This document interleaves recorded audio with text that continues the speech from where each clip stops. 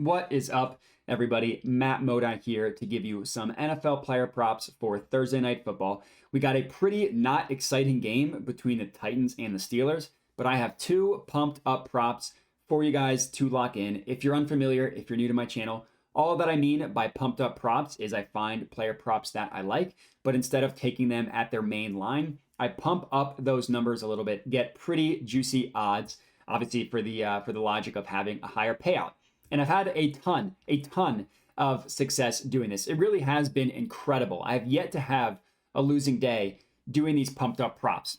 To do a recap from Monday Night Football, I had three player props that I gave out. I got two of those three to hit. We ended the day plus 3.05 units on Monday Night Football alone.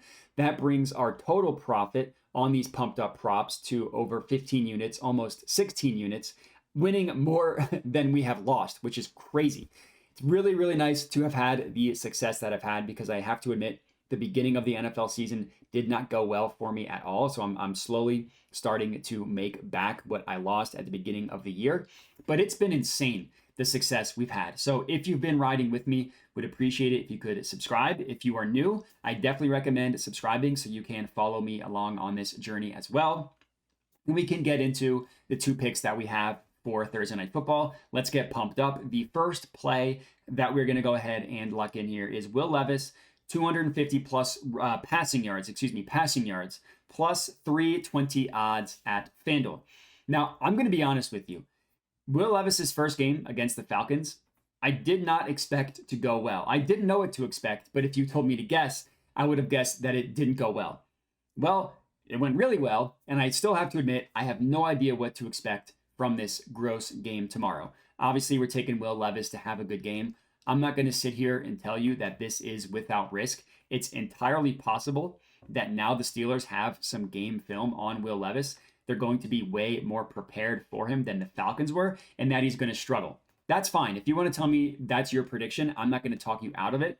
That's not what I am predicting. All I know is that the quarterback that I watched play football against the Falcons was significantly better than anything we have seen from Ryan Tannehill this year. And honestly, he had a couple good games last year, but really the past 2 years. Now, Will Levis, to get into the success that he had, he lived and he died by the deep ball, which is a little bit scary, right? That's a little hit or miss. You can't always rely on being able to complete such deep passes. But the Titans, now that they have maybe a realistic and decent quarterback, sneakily have some pretty good receiving weapons. DeAndre Hopkins, we all thought he was cooked. At least for one game, he showed us last week that he's absolutely not cooked. Treylon Burks has some talent, and he's much better suited for that second receiver role as opposed to the alpha. And I like Chiggy Okonkwo as their tight end as well. He's very explosive. He can take a play, take it to the house. So they have some weapons on offense, which is not really what we expected and thought about the first couple weeks of the year because their offense was disgusting. Also, you can pass on this Steelers defense, especially, all caps, especially with Minkah Fitzpatrick out of the lineup. He is suffered a hamstring injury in their Steelers' last game against the Jags. I would be shocked. It's looking like it's going to be somewhat of an extended absence for Minkah Fitzpatrick. He is incredibly important for that Steelers secondary, and the Steelers secondary is already not good, even with him in the lineup. Overall, they allow 245 passing yards per game. That's ranked 24th in the NFL. They allow 7.1 yards per attempt. That is ranked 22nd. But the real kicker here is they allow 12.7 yards per completion, which is literally the worst. It is the worst yards per completion allowed in the entire NFL. Last game, Will Levis did play well, but so did Derrick Henry. He rushed for over 100 in the last game.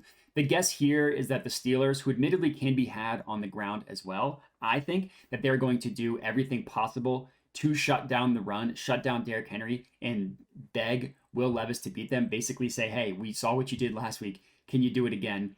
We'll see if he has it in him. For what it's worth, I always look at props.cash for these projections. They have Will Levis's passing yards projection at 266 yards. So that's even higher than what we got it at. Obviously, we have him only needing to get 250 plus. They have him at 266. So that's good news for us. Again, I'm not going to say it's without risk, but for plus 320 odds, you're obviously accepting some risk. We'll see what happens. That's our first play. Next up, second and final pick of the evening for this game, George Pickens, 80 plus receiving yards, plus 275 odds at DraftKings. I know, I just went with Pickens literally on Sunday. He did not come through for us, but I did say in that video that Pickens, we all know he's a boom or bust receiver. So last time we went with him, he busted for us. Hopefully it means next time, which is this time we're going with him, he can be boom. The reality is, for this game, for the Steelers, we don't know at the time of this recording, at least, who is going to start at quarterback. Last report I saw is that Kenny Pickett is going to try and play, but he is a game time decision. A ribs injury for a quarterback is never fun, never exciting prospects. Mitch Trubisky, if he ends up starting, that is not super exciting. All I know is that who starts, it's going to be gross quarterback play from the Steelers. And if you want to talk about last game, I mentioned George Pickens was a bust. He was not good.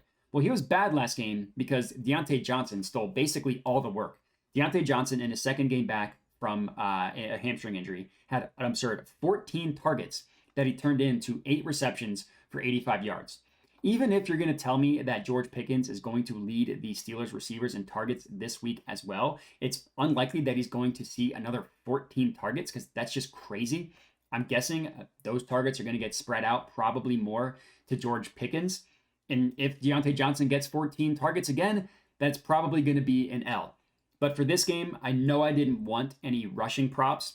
The Steelers in general are a horrible rushing team. Najee Harris runs like he's stuck in quicksand, like he has cinder blocks attached to his legs. He is not a very good nor efficient runner. And the Titans have a very good defense, specifically at defending the run. But with that, they struggle against the pass. Looking at DVOA advanced statistics, the Titans have the 25th ranked passing defense in the NFL, so not good. And they have the second best rushing defense, so that is very good. Second best rushing defense, 25th ranked passing defense. Huge splits between the two. On average, just looking at raw numbers here, they give up 232 passing yards per game. That is ranked 20th. They give up 69.6% completion percentage. That's ranked 27th.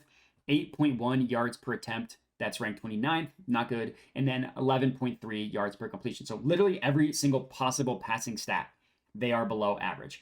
No matter who the quarterback is for the Steelers, they're going to need to throw.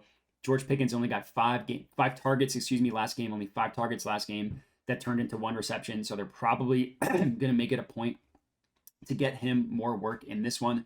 Hopefully he can come through for us. 80 plus receiving yards, plus 275 odds at DraftKings.